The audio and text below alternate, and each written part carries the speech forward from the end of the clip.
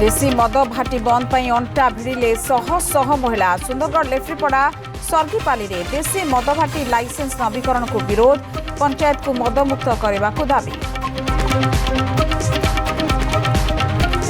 राज्यर सबु राजस्व ग्राम को पहुंची सारी बिजुली विधानसभा उपमुख्यमंत्री केवी सिंहदेव उत्तर 2024 परठू 35,741 परिवार को दि जाइछि बिजुली संजोग। मयूरभंज में सर्वाधिक 3,636 परिवार उपकृत। बजेट अधिवेशन द्वितीय दिन मंडी समस्या और इनपुट सहायता को नहीं सरकार को घेरिले विरोधी सामिल हेले अरविंद फ्लाकार्ड धरी नाराबाजी अपराह 4टा जाए गृह मुलतवी।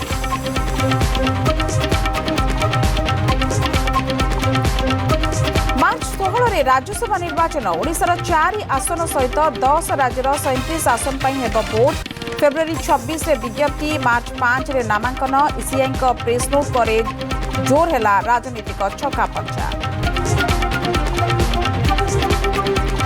शेष है युक्त 2 प्रथम दिन परीक्षा मातृभाषा परीक्षा देले विज्ञान छात्र छात्री सेंटर बुलिले मंत्री कालीठू मैट्रिक परीक्षा 3082 केन्द्र में परीक्षा देवे 5,61,000 परीक्षार्थी।